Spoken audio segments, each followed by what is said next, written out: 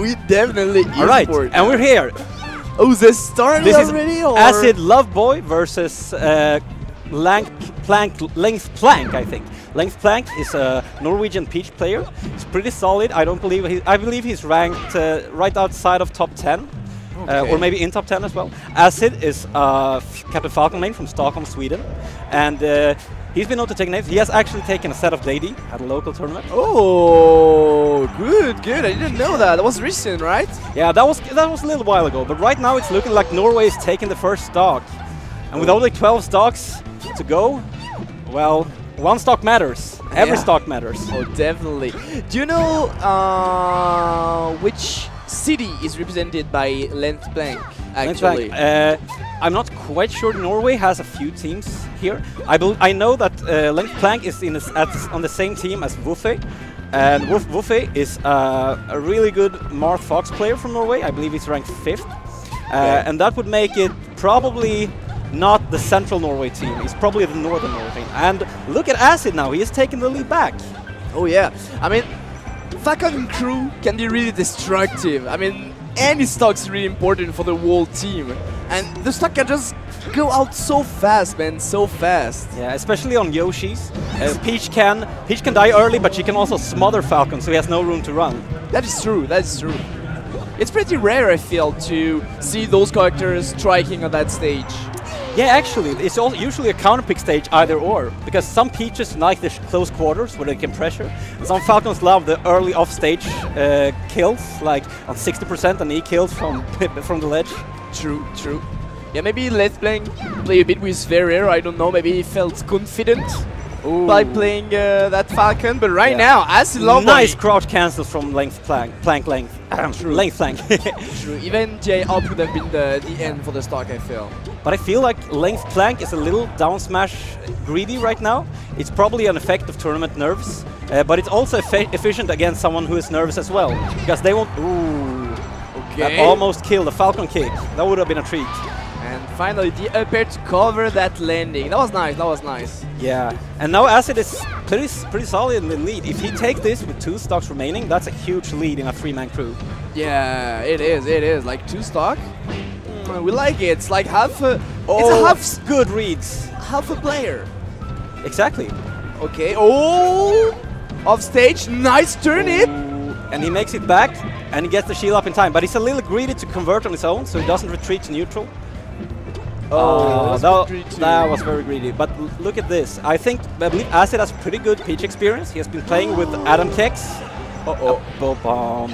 And he throws it away. That was wise. He would have blown him up too if he hit it.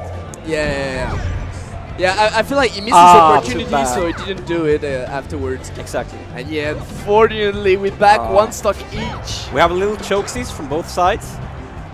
But this should be Acid stock. Yep. Yeah. No, he overcommits. So now you never know.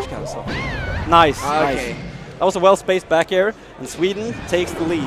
I believe this is Stockholm's 2nd crew, or third crew actually. Third crew. I'm not sure how many crews actually entered from Stockholm.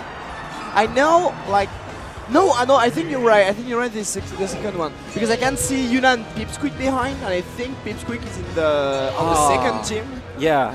Because there's one team with Deity, Huntpay, and Foul, and that's the main team. Yeah. All right, so we have Acid Loveboy versus Wuffe, who's pulling out his Marth, his new main. So Wuffe, I played him this morning. I was impressed, to be honest. I was impressed by both his Fox and his Marth. Yeah, I heard someone say that he could have been an amazing player, but feels that Wuffe shouldn't have switched to Marth because he had a good Fox going. But then he got tired of Fox and went for the Marth, and look at that finish. This should be it if he plays it correctly. Yes, that's a nice taper. Oh yeah, that was nice. Didn't went for the edge, knowing it wouldn't be enough. Just get back on stage and boom, well aimed taper. It seems like this team actually has both Yuna and Pipsqueak on it, so this might be the 2nd team. Yeah, I think it is. Oh, so Wuffe against Pipsqueak. And Pipsqueak is a really rising star in the Stockholm area. He recently won a net play tournament over Johnny Fight, Deity, Frenzy, and Present. He beat them all. So he has really high peaks. But he also is a very new player with net play background. Yeah, I remember like I've seen him play at DreamHack, and I felt like his lack of experience. Yeah. Like he's still sometimes just playing well, and suddenly everything just fall apart. Yeah. Like just struggle somehow and just full of the nerves or something like that, you know? Exactly, and that's very typical for new players to have very high peaks and very low lows. Exactly. So we're gonna see maybe, you know, in crews, it's often like even more, like your nerves get even more harder, it's even tougher to handle your nerve in crew, I would say, because it's one match directly, each stock really matters, and all your boys are behind you. Exactly, and there is no background audience on net play. It's just you and your opponent. But here, it's a whole nother story. And Pipsqueak, he doesn't get the shine quite. Woofer spaces his second jump pretty well.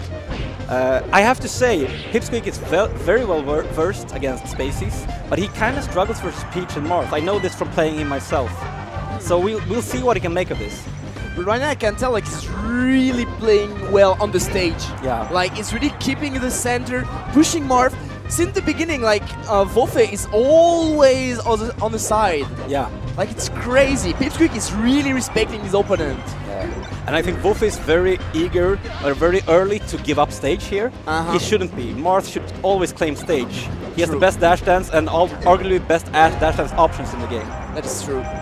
But I feel like this is maybe why Pipsqueak picked Dreamland also. He wants to abuse the stage as much as possible against Marth. And he also has probably experience from playing Wolfe from net play tournaments. So I think he knows more than we do about Wolfe's playstyle. Yeah, I feel Wolfe is also a net play warrior. Yeah. This is pretty well matched so far. They're going a little back and forth. But I think Pipsqueak looks more comfortable right now. Yeah, I do agree. Like the fourth match, like he took on the previous stock, it was like didn't care. He didn't care. He just went back, and there we go. And you can see him wait at some point, like this tiny way to put that back around, for instance. That's a big mistake. Big mistake. He overcommitted on the ledge, not stalling it well enough, so his invisibility was broken. Nice smash DI. But not the second one. Just in the side B, he saw the side B, and boom, up it right away. And we're dead even. Okay. Nice conversion. And sticking his time, now Wolfe is not running at it or anything. That was a great follow-up from the smash DI off ledge. Okay, good call, the wind. I don't know if that matters or not, but I feel like it made with his fair. But anyway, still got maybe that edge guard, got the center, but get hit by that up B, unfortunately. This changes a lot. This does change a lot. He got the reverse. I thought for the right hit, I thought for sure it was going to reverse. Okay. Good call. They get hit by those high jump neutral air, but now he just jumped there to stop it, and he takes that stock. They are both moving with confidence, but making slight mistakes that could be the deciding factor. True. Nice pressure. And the up smash right away. That's gonna be it, and we're dead even yet again. This is gonna decide everything. Counter pick advantage, stock advantage. This is probably the most crucial stock of this crew battle. That is true. That is really true, actually. That's funny how the first game was really close on this one too. Yeah. Like each player is so close from each other. Just decide, but maybe not smash deeper! That was incredible. It's very hard to get that sweet spot. Thundercats. Thundercats, ladies and gentlemen. That was so sweet. I love it when Marths go for the Thundercats. Yeah. It's very usual that they just go for forward smash tipper when they could easily get the up smash tipper that kills as well. True. But it like it's not a move you use often. It's really tough, I feel, to acknowledge when that's gonna kill or not. Exactly, because you're not used to it. Exactly, and there on Dreamland against Fox, they were on the top platform, but even then, I can tell like an experienced Marth would not know. Not know. Exactly. And sometimes it's hard. You have to walk or get pivot to get the forward smash. True. When you have a free setup, just stand there and boom. That is true. That is way easier to do. So now we're gonna see Yuna, the Peach. Old school player. Very old school. He's more old school than I am. He started playing in 2005. That's almost 13 years ago. Okay, which color this time? The green one. Yeah. And it's gonna be interesting to see how he's kept up, because it's always hard to tell where is Yuna gonna be. Has he been playing lately? Then he has tons of experience over Wufe. But Wufe is probably a far better player as of today. True. Wufe styling a little. Like, he just walked from Yuna. Yuna was just in shield. Yeah. Like, no, not Not yet, ready. Not yet. All right, so now they're starting at 35, I believe. Yeah, I think so too. All right, if Yuna can take this. Wow, he just ran at it. You took that turnip, you take that turnip, you give me time to just rush at you. Yeah. I know that Yuna, like many Peach players, really dislikes the Marth matchup. A lot of Peach players believe that it's the second worst matchup for Peach after Puff. Okay. Some would say Fox. I would actually argue Marth is the second worst. Okay. But we're gonna see here. Yuna is not one to falter easily. He has much more big stage experience than Wufe has. That is true, that is true. But I feel like Wufe does not care about that. No, he probably doesn't know who Yuna is. Yeah, also. But that could work against him. As Yuna is looking to take the stock here with a pressure situation. Oh, he waits! He waits in the crouch. That was brilliant. Definitely. And Yuna takes it. Wow, the old school over the new school. Yeah, that whiff, man, that whiff, but just staying crouch, just to avoid that neutral and then making the punish. Yeah, that experience right So the there. last match becomes Donkey Kong versus... No, Ganondorf versus Peach.